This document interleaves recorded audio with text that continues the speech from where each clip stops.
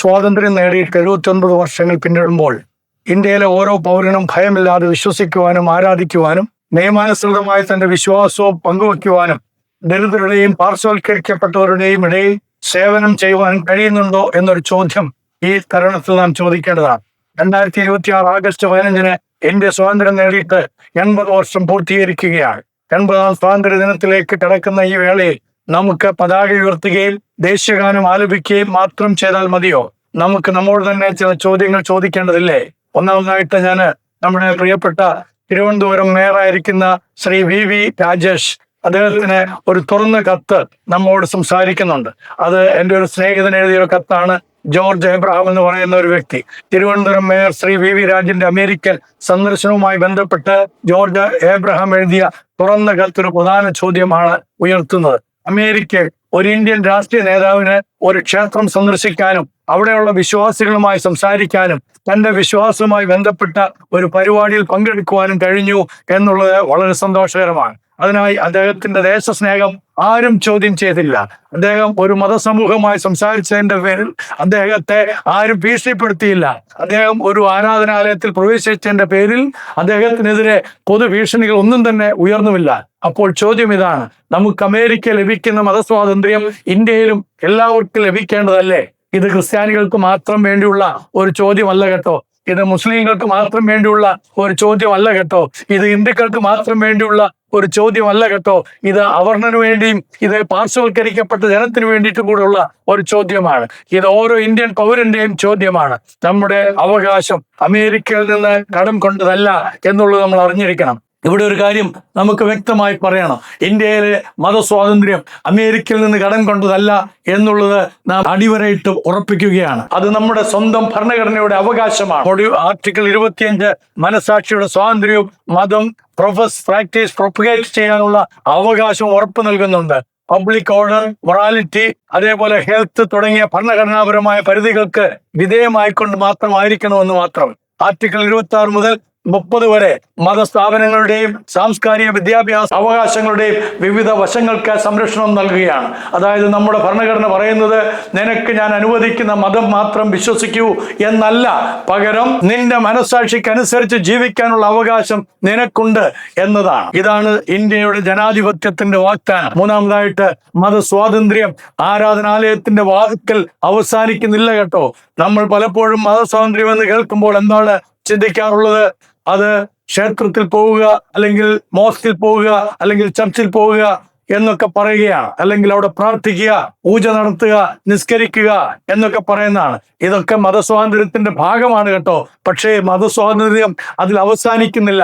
ഒരു വ്യക്തിയുടെ വിശ്വാസം അവന്റെ ജീവിതത്തെ സ്വാധീനിക്കുന്നുവെങ്കിൽ ആ വിശ്വാസത്തിൽ നിന്ന് ജനിക്കുന്ന നിയമാനുസൃതമായ സാമൂഹ്യ പ്രവർത്തനങ്ങൾക്കും ജനാധിപത്യത്തിൽ ഇടമുണ്ടാകണം. അപ്പോൾ മാത്രമേ യഥാർത്ഥത്തിലുള്ള സ്വാതന്ത്ര്യം നമ്മൾ അനുഭവിക്കുകയുള്ളൂ. ഒരു ക്രിസ്ത്യാനി ദരിദ്രന്റെ വീട്ടിൽ പോകുന്നു, ഒരു രോഗിയെ ആശുപത്രിയിൽ എത്തിക്കുന്നു, ഒരു കുട്ടിക്ക് വിദ്യാഭ്യാസ സഹായം നൽകുന്നു, ഒരു ലഹരിക്ക് അടിമപ്പെട്ട മനുഷ്യനെ പുനരധിവാസ സ്ഥലത്തേക്ക് കൊണ്ടുപോകുന്നു, ഒരു വിധവയ്ക്ക് ഉപജീവന മാർഗം കണ്ടെത്താനായിട്ട് സഹായിക്കുന്നു, ഒരു ആദിവാസി ഗ്രാമത്തിൽ ആരോഗ്യ പരിശോധന നടത്തുന്നു, ഒരു പിന്നോക്ക കുടുംബത്തിന് ഭക്ഷണം നൽകുന്നു, ഒരു ഗ്രാമത്തിൽ ശുദ്ധജലത്തിനായിട്ട് പ്രവർത്തിക്കുന്നു.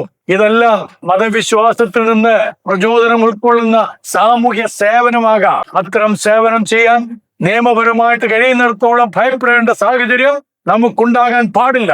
നമ്മുടെ രാജ്യത്തിന്റെ ഏറ്റവും ദരിദ്രമായ മനുഷ്യന്റെ വാതിൽ, നമ്മുടെ രാജ്യത്തിന്റെ ഏറ്റവും ദരിദ്രരായ മനുഷ്യന്റെ വാതിൽ എല്ലാവർക്കും തുറന്നിരിക്കണം. ഇന്ത്യയുടെ യഥാർത്ഥ മുഖം വലിയ നഗരങ്ങളിലെ കോൺക്രീറ്റ് കെട്ടിടങ്ങളിൽ മാത്രം കാണാനാവില്ല. ഇന്ത്യയുടെ യഥാർത്ഥ മുഖം കാണുന്നത് ഒരു ആദിവാസി കുടിലായിരിക്കണം, ഒരു കർഷകന്റെ വീട്ടിലായിരിക്കണം, ഒരു തൊഴിലാളിയുടെ കുടുംബത്തിലായിരിക്കണം, ഒരു മത്സ്യത്തൊഴിലാളിയുടെ ജീവിതത്തിലായിരിക്കണം, ഒരു ദരിദ്ര വിധവയുടെ വീട്ടിലായിരിക്കണം, ഒരു ലഹരിക്ക് അടിമപ്പെട്ട കുടുംബത്തിലായിരിക്കണം, ഒരു വിദ്യാഭ്യാസം ലഭിക്കാത്ത കുട്ടിയുടെ കണ്ണുകളിലായിരിക്കണം, ഒരു ചികിത്സയ്ക്കായി പണമില്ലാതെ രോഗിയുടെ ജീവിതത്തിൽ അത് കാണപ്പെടുവാൻ ഇടയാകണം. അവിടെ ആരാണ് എത്തുന്നത്? സർക്കാർ എത്തണം. സർക്കാർ ഇതര സംഘടനകൾ അല്ലെങ്കിൽ NGOs അവിടെ എത്തണം. സാമൂഹ്യ പ്രവർത്തകർ എത്തണം. മതസംഘടനകൾ എത്തണം. സഭകൾ എത്തണം. മസ്ജിദുകളുമായി ബന്ധപ്പെട്ട സാമൂഹ്യ സംഘടനകൾ അവിടെ എത്തണം.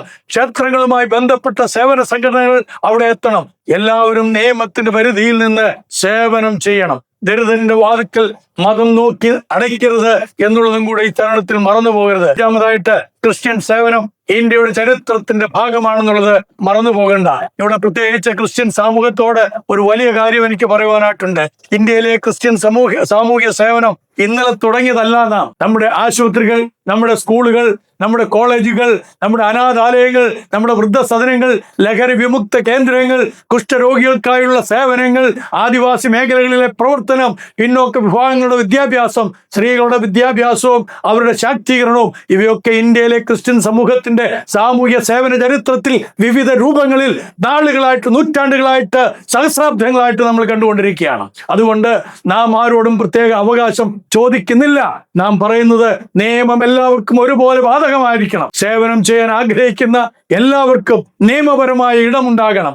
മതത്തിന്റെ പേരിൽ മാത്രം ആരെയും കുറ്റവാളിയാക്കരുത്. എന്നാൽ നാം സത്യസന്ധരായിരിക്കണം. ഇവിടെ ഞാനൊരു പ്രധാന കാര്യം വ്യക്തമായിട്ട് പറയാൻ ആഗ്രഹിക്കുകയാണ്. മതസ്വാതന്ത്ര്യം എന്നത് നിയമത്തിന് മുകളിലുള്ള സ്വാതന്ത്ര്യമല്ല കേട്ടോ. ആർക്കും ബലപ്രയോഗം നടത്താൻ അവകാശമില്ല, വഞ്ചന നടത്താൻ അവകാശമില്ല, നിയമവിരുദ്ധമായ സാമ്പത്തിക ഇടപാടുകൾ നടത്തുവാൻ ആർക്കും അവകാശമില്ല. ഒരു വ്യക്തിയുടെ സ്വാതന്ത്ര്യം കവർന്ന് മതപരിവർത്തനം നടത്തുവാനും അവകാശമില്ല. അതിനാൽ നിയമവിരുദ്ധമായ പ്രവർത്തനങ്ങൾക്ക് നിയമം ശക്തമായി ഇടപെടുക തന്നെ വേണം. എന്നാൽ അതിന്റെ മറുവശവും ഈക്വലി ഇമ്പോർട്ടന്റ് ആണ്. നിയമലംഘനം തെളിയാത്തിടത്ത് സംശയം തന്നെ ശിക്ഷയായിട്ട് നിലനിൽക്കാൻ പാടില്ല.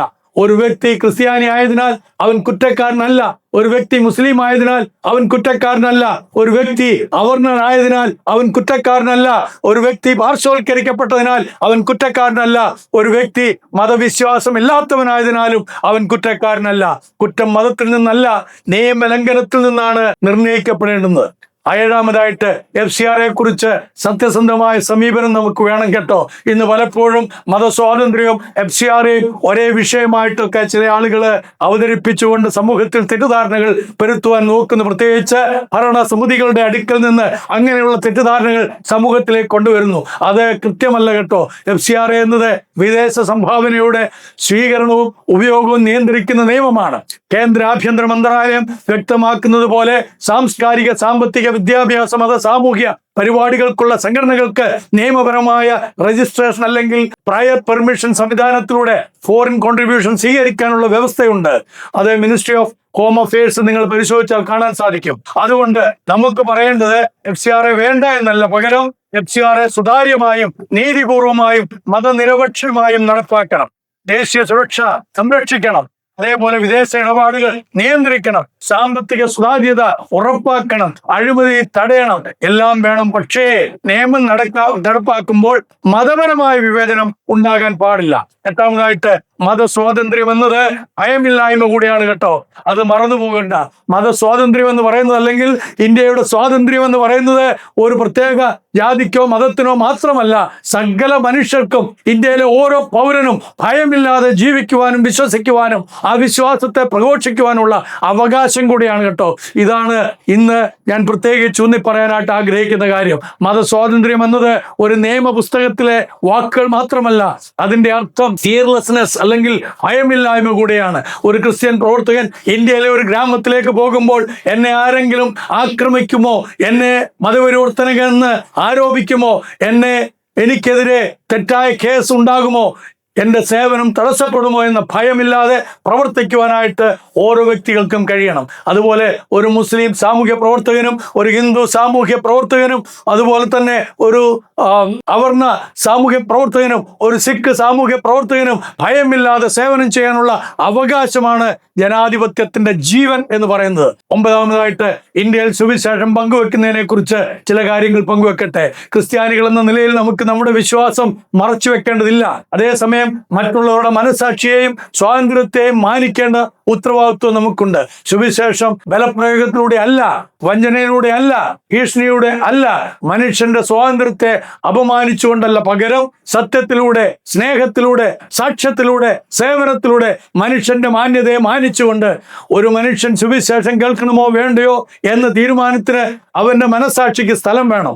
അതാണ് യഥാർത്ഥ മതസ്വാതന്ത്ര്യം എന്ന് പറയുന്നത്. പത്താമതായിട്ട് ഇന്ത്യയുടെ ഗ്രാമങ്ങളിലേക്ക് പോകുവാനുള്ള സ്വാതന്ത്ര്യം. ഇന്ന് നമ്മുടെ രാജ്യത്തിന് ഏറ്റവും ആവശ്യമുള്ളത് വലിയ വാദപ്രതിവാദികൾ മാത്രമല്ല, ആവശ്യമുള്ളത് മനുഷ്യരുടെ ഇടയിലേക്ക് പോകുന്ന ആളുകളെയാണ് നമുക്ക് ആവശ്യം. കൊള്ളവാദങ്ങൾ ചില പ്രത്യേക ദിവസങ്ങളിൽ അടിച്ചുവിട്ടത് കൊണ്ടോ 1.5 മണിക്കൂർ പ്രസംഗിച്ചത് കൊണ്ടോ രാജ്യത്തിന് സുരക്ഷ ഉണ്ടാകുകയില്ല, ജനങ്ങളുടെ ഭീതി മാറുകയില്ല. ഗ്രാമത്തിലേക്ക് ഭയം കൂടാതെ കയറിപ്പോവാൻ ഒരു സാമൂഹ്യ പ്രവർത്തകന് സാധിക്കണം, ഒരു മതപ്രവർത്തകന് സാധിക്കണം. അപ്പോഴാണ് യഥാർത്ഥത്തിലുള്ള സ്വാതന്ത്ര്യം നമ്മുടെ രാജ്യത്തുണ്ടാകുന്നത്. ഒരു ആദിവാസി കോളനിയിലേക്ക് പോകുവാനുള്ള സ്വാതന്ത്ര്യം, ഒരു ദരിദ്ര കുടുംബത്തിലേക്ക് പോകുവാനുള്ള സ്വാതന്ത്ര്യം, ഒരു ലഹരി ബാധിതന്റെ വീട്ടിലേക്ക് പോകുവാനുള്ള സ്വാതന്ത്ര്യം, ഒരു രോഗിയുടെ അടുത്തേക്ക് പോകുവാനും ആ രോഗിയെ ആശുപത്രിയിലേക്ക് കൊണ്ടുപോയി ചികിത്സിക്കുവാനുമുള്ള സ്വാതന്ത്ര്യം, ഒരു സ്കൂൾ വിട്ടുപോകുന്ന കുട്ടിയെ കണ്ടെത്തുവാനും ആ കുട്ടിയെ തിരികെ സ്കൂളിലേക്ക് കൊണ്ടെത്തിക്കുവാനുള്ള സ്വാതന്ത്ര്യം, ഒരു തൊഴിലില്ലാത്ത യുവാവിനോടൊപ്പം ഇരിക്കുവാനും അവന് തൊഴിൽ പരിശീലനങ്ങൾ കൊടുത്ത് തൊഴിലുണ്ടാക്കി കൊടുക്കുവാനും കഴിയുന്ന സ്വാതന്ത്ര്യം, ഒരു സ്ത്രീയുടെ പ്രശ്നം കേൾക്കുവാനുള്ള സ്വാതന്ത്ര്യം. അവിടെയാണ് ഇന്ത്യയുടെ ഭാവി നിർമ്മിക്കപ്പെടുന്നത്. ഇത്തരം പ്രവർത്തനങ്ങൾ നിയമപരമായിട്ട് ചെയ്യുന്ന ഏതൊരു സംഘടനയ്ക്കും മതപരമായ തിരിച്ചറിയൽ എന്തു തന്നെ ആയാലും ഇന്ത്യയിൽ ഉടനീളം പ്രവർത്തിക്കുവാൻ കഴിയണം. അങ്ങനെ സാധിക്കുന്നില്ല എങ്കിൽ നമ്മുടെ രാജ്യം സ്വതന്ത്ര രാജ്യം എന്ന് പറയുന്നതുകൊണ്ട് നാം ലജ്ജിക്കേണ്ടി വരും. 11-ാമതായിട്ട് എന്റെ സ്വാതന്ത്ര്യം എന്നതിൽ നിന്ന് നമ്മുടെ സ്വാതന്ത്ര്യം എന്നതിലേക്ക് നാം എത്തിച്ചേരണം. ഇന്ത്യയുടെ സ്വാതന്ത്ര്യത്തിന്റെ വലിയ പാഠം ഇതാണ്. എന്റെ സ്വാതന്ത്ര്യം മാത്രം മതിയാകുകയില്ല, എന്റെ അയൽക്കാരന്റെ സ്വാതന്ത്ര്യവും സുരക്ഷിതമായിരിക്കണം. ഒരു ക്രിസ്ത്യാനിക്ക് ആരാധിക്കാനുള്ള സ്വാതന്ത്ര്യം വേണമെങ്കിൽ ഒരു മുസ്ലിമിനും വേണം. ഒരു മുസ്ലിമിന് തന്റെ മതം അനുഷ്ഠിക്കാനുള്ള സ്വാതന്ത്ര്യം വേണമെങ്കിൽ ഒരു അവർണനും അവന്റെ സ്വാതന്ത്ര്യം നിലനിർത്തുവാനായിട്ട് സാധിക്കണം. ഒരു ഹിന്ദുവിന് തന്റെ വിശ്വാസം പങ്കുവെക്കുവാനുള്ള സ്വാതന്ത്ര്യം വേണമെങ്കിൽ മറ്റുള്ളവർക്കും അതേ അവകാശം വേണം. ഇതാണ് ഭരണഘടനാപരമായിട്ടുള്ള സമത്വം എന്ന് നാം വിളിക്കുന്നത്. അത് മറന്നു പോകണ്ട.